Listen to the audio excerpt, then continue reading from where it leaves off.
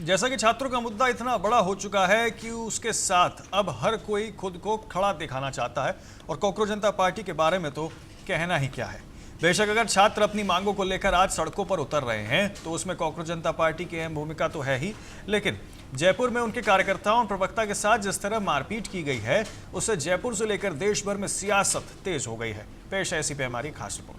छात्रों की मांग के साथ खड़े होने और उनका समर्थन करने वालों के साथ ये मारपीट की तस्वीरें वाकई विचलित करने वाली हैं। और ये तस्वीरें जयपुर के पास बगरू क्षेत्र के एक गांव की, जहां कॉकरोच जनता पार्टी के प्रवक्ता आशुतोष राका और उनके तमाम साथी स्कूल ठीक करो अभियान के तहत यहां पहुंचे थे। लेकिन उन्हें क्या पता था कि वो जिस अभियान के तहत यहां आए हैं उनका स्वागत पहले विरोध और फिर मारपीट के अभियान के साथ होने वाला। जैसा कि खबरों के मुताबिक जैसे ही कॉकरोच जनता पार्टी की टीम गांव में पहुंची, वहां मौजूद कुछ लोगों ने उनका विरोध किया और उन्हें न सिर्फ खदेड़ा बल्कि मारपीट भी की।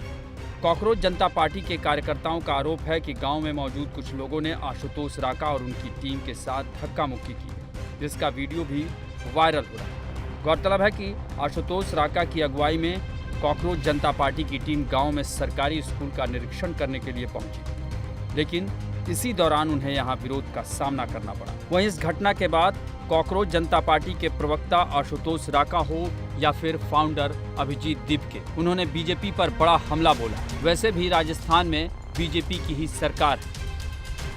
पूरी तरह से सुनियोजित था। ये मदन दिलावर के कहने पर हुआ है। 48 घंटे का समय दे रहे हैं। ये सारे गुंडे अरेस्ट होने चाहिए और आप ऑर्डर विड्रॉ कीजिए, नहीं तो अभी आंदोलन शिक्षा से बढ़कर मदन दिलावर पे जाएगा। 48 घंटे का समय है। हम तुम्हारी गुंडागर्दी से डरने वाले लोग नहीं हैं। शर्म आनी चाहिए तुम लोगों को। भैंसों के तबेले में स्कूल चल रहा है।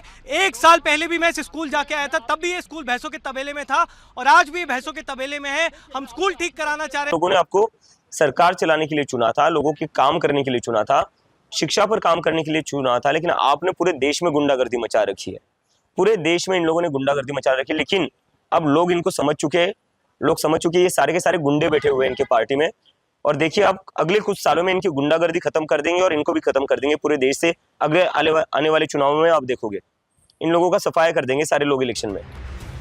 यही नहीं, इस घटना के बाद राजस्थान से लेकर देश भर की सियासत भी गरमाई हुई।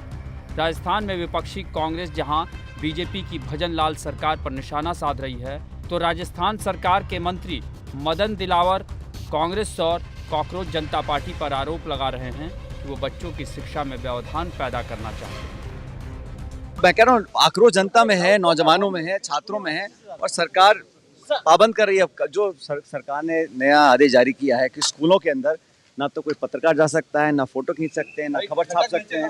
वो चाहते हैं कि हमारी नाकामी को छुपी रहे। ये सरकार ऐसे आदेश जारी करी है, फरमान जारी किया है, तुगलकी फरमान है और सरकार को वापस लेना पड़ेगा, क्योंकि ये एक सही दिशा नहीं है हमारे लोकतंत्र के लिए कि आप ना स्कूल में जा सकते, बिना परमिशन के ना फोटो खींच सकते। वो लोग खबर दबाना और लोकतंत्र और जो आज़ादी है उसको नष्ट करना चाहती है सरकार। ये सब अनुचित है। विद्यालय में जाकर व्यवधान पैदा करने का प्रयास करना, व्यवधान पैदा करना ठीक नहीं है। गाँव वालों ने अपनी विद्यालय की सुरक्षा की है। हमारा कोई आदेश ये नहीं है कि बिना अनुमति के जाया जाए। हमने इतना कहा है कि हमारा विद्यालय सुरक्षित रहना चाहिए, मर्यादाएं रहना चाहिए, उसकी निजता का उल्लंघन नहीं होना चाहिए।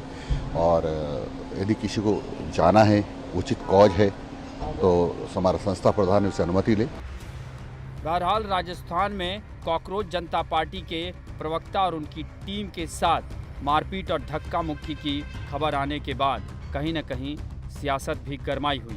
जैसा कि दिल्ली के जंतर मंतर से छात्रों के हक के लिए उठी आवाज़ें पटना, रांची, जयपुर से होते हुए आज देश भर के अलग अलग हिस्सों में किसी न किसी रूप में गूंज रही। और ये गूंज देश की सत्ताओं और सियासत के लिए चेतावनी भी कि उनकी जायज़ और ज़रूरी मांग पर सिर्फ ध्यान ही नहीं दिया जाए बल्कि उसे पूरा भी किया जाए।